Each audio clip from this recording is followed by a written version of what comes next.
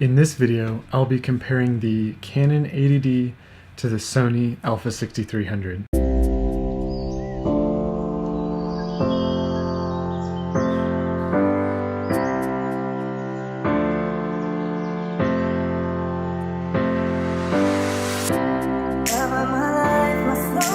First off, I'm going to walk everybody through the tech specs that are important to me.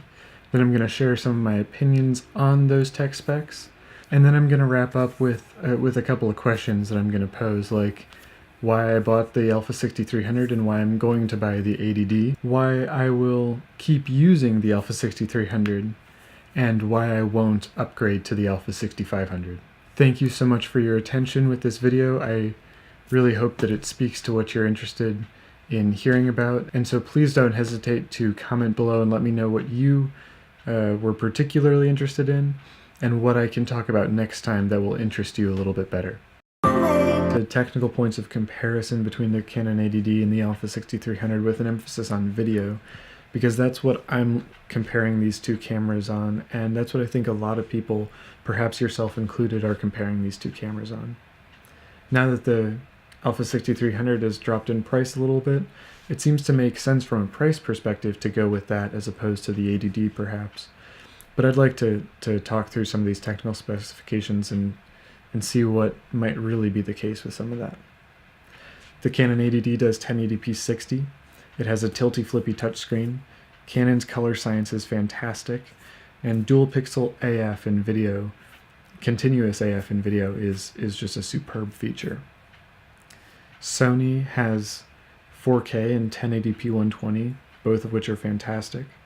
They're exceptional, and having used those so much lately, almost necessary features to have in a camera.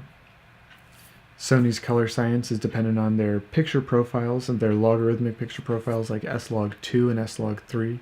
For those of you who aren't aware, S-Log3 is an optimized form of S-Log2, which means that you're going to have to do a little bit more work in post with it, but it should give you a much richer image, especially with that detail in the shadows, I believe. The Alpha 6300 only has a tilty screen. It's not touch, although the 6500 does have a touch screen. I believe that's only useful for video work, however, so if you want to take stills with it, I don't think it's quite as neat a feature.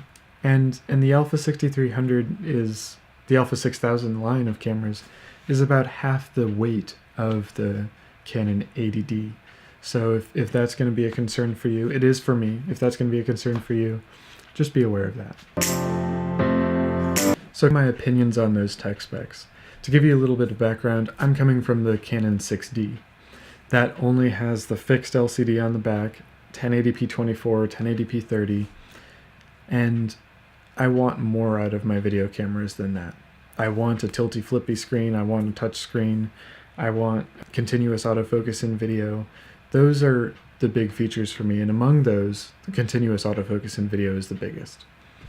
I think 4K and 1080p 120 are massive features coming from such a limited file type availability that the Canon 6D has. So where are the real points of comparison between these two cameras? Both of their continuous AF is good. The 4K, the picture profiles on the Alpha 6300 and Alpha 6500 give so much flexibility, especially in post-production. They really can do so much that is not possible on the 80D in terms of creative flexibility. However, those logarithmic profiles in 4K do eat up a lot of time in post as well as storage space, and that's kind of a big feature too. The colors out of the Canon 80D are such that you don't really have to do too much work to them in order to get a really visually appealing image. So in this segment, I'd like to answer a couple of questions that I feel like would be very reasonable for you, the viewer, to be asking of me right now. And that is, why did you buy the 6300? Why are you planning on buying the 80D? Why are you planning on continuing to use the 6300? And why won't you upgrade to the 6500? So there were 4 or 5 features that really drew me to the Alpha 6300. It was the 4K. It was 120 frames per second. It was the picture profiles. It was the continuous AF in video, and it was the form factor.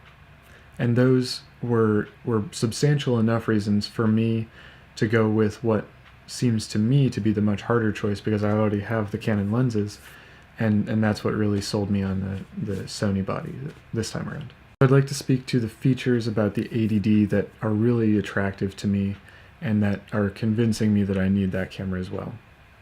The flip touchscreen, the continuous autofocus in video, the color science out of Canon, the file size and space that I need to store those files are all really big factors in that.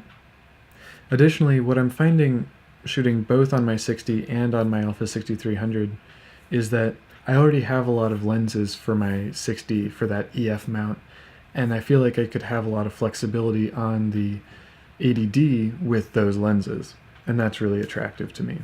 More than that, I am not finding myself ever wanting to shoot images on the 6300. On the 6300, I only want to shoot video, and I bought it only to shoot video, but I want a camera that I can do both with. I feel like the 80D would allow me to have a stills experience much like my 60, and that's one that's fundamentally based in being a DSLR. I much prefer the DSLR shooting experience to the mirrorless shooting experience.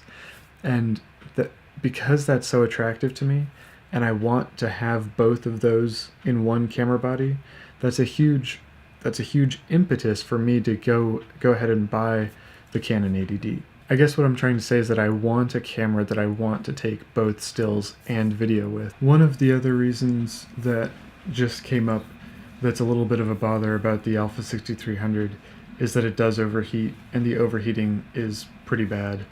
I just had to put it in the freezer for a few hot seconds just to make sure that I could keep recording, and that's kind of a huge pain.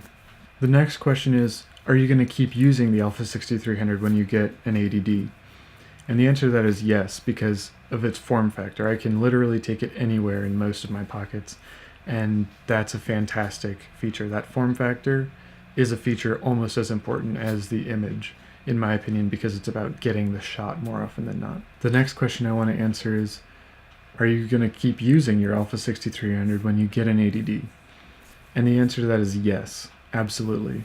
The form factor is superb. It's a feature that's almost as important to me as the actual image that comes out of the camera.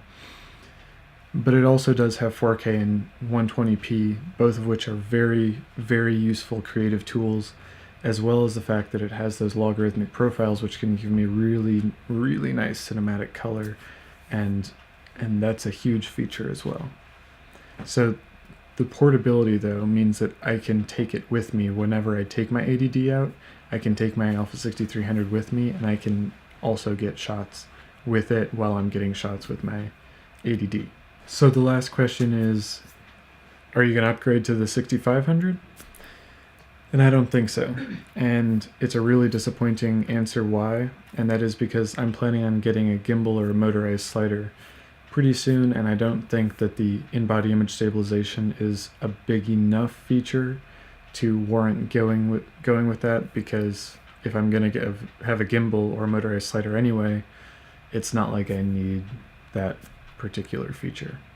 Especially with about 1% warp stabilizer added in post, you can't really tell that there's not a stabilizer in the lens. That's all I've got for you all on this comparison of the Canon 80D versus the Alpha 6300. I've spoken a little bit to the Alpha 6500 and to the Alpha 6000 line in general, but I really hope that what I've been able to bring to the table today has helped you with a potential purchase, or with the way that you're thinking about the brand differences and the imaging market right now. So if you enjoyed this, or if I was able to help you in any way, please don't hesitate to like or comment or subscribe to my channel.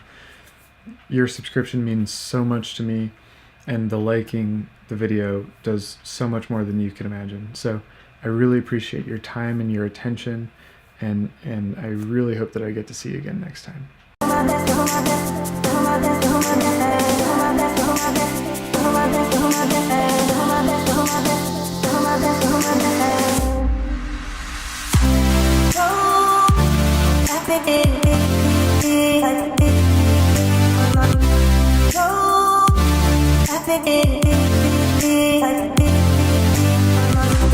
Go Thank you.